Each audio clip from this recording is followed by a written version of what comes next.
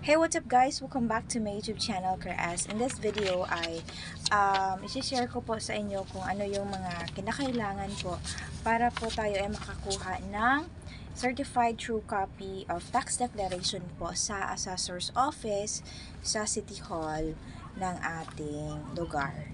So, actually, ako po ay nakabili ng lupa 3 years ago and hindi ko po talaga nakita yung tax declaration or yung title. Kaya ngayon, after 3 years, napagtanto ko na kailangan ko na talaga ng makita yung status ng lupa. So, nakakuha na kami ng tax declaration po ng lupa na aking nabili noon. So, this is good for example if meron kayong nabili at meron po kayong proof. So, yung kailangan po na requirement ay yung proof na meron pa kayong agreement with the seller, ikaw yung buyer, na talagang binili mo yung lupa at naibenta na yung lupa. So, for me po, meron ba akong original copy ng Deed of Absolute Sale of Land Portion. So, ito yung unang-una kailangan para meron po kayong proof na kayo po ay nakabili ng lupa.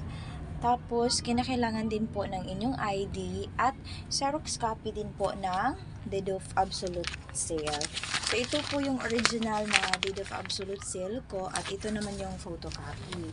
So, need mo provide ng photocopy at pagkatapos doon ay magbayad lang po kayo ng, sa amin dito ay yung payment is, nandito po yung receipt niya. Ang payment po ay 134 pesos lang po for the certified true copy of tax declaration. Service fee is 10 pesos, documentary stamp is 30 pesos. The certified true copy itself is 90 pesos plus the Xerox copy is 4 pesos. A total po of 134 pesos. So, this is for those people po na nakabili ng lupa. Meron silang deed of sale, meron silang proof of purchase, ganun.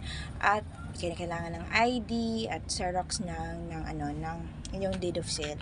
Pero kung hindi pa kayo nakabili ng lupa po, like nag-due diligence lang po kayo, nag-check lang po na kayo ng status ng lupa, kasi meron kayong planong bilhin, pwede pong i-provide nyo po yung details ng lupa, like the owner, ano nakalagay sa tax deck, or yung number ng lote, ganun. So, you may provide po details that are in the certified true copy or the tax declaration itself. So, for me po, yun po yung mabibigay ko po sa inyo kasi meron pa kaming proof of purchase na talagang nabili ko po yung lupa. Kaya mas madali po sa akin kasi meron kaming deed of absolute sale at yung ID nyo at Xerox copy. So, like for example po, hindi po kayo yung mismo na kumuha ng certified true copy kasi busy kayo at nagpadala lang kayo ng tao. So, yung gagawin nyo po ay you will have to provide an authorization letter. Ibig sabihin, ino-authorize nyo po yung tao na siya yung kukuha ng tax deck at ilalagay mo yung signature doon, tapos yung ID mo as the owner of the lot. So, like for example, ako yung may-ari na nakabili na ng lupa, tapos gusto ko na iba yung tao kasi napaka-busy ko, meron akong full-time work, hindi ako makapunta ng assessor's office, so kailangan ng authorization letter at magdala din siya ng ID yung taong in-authorize mo. At mag-provide ka din po ng yung ID as the owner. So, ID mo, ID ng authorized person, tapos, yun, Xerox ng deed of sale at pera para pambayad ng 134. Depende po ata yun sa lugar nyo kung magkano po yung hingi nila. So, I think yun lang po.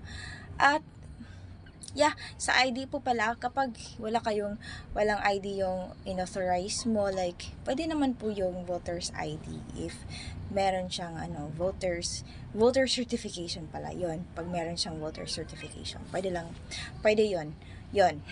So, I hope that you learned something from this video. If you find this video helpful and informative, please do click like and share this to your friends. Bye-bye, and thank you.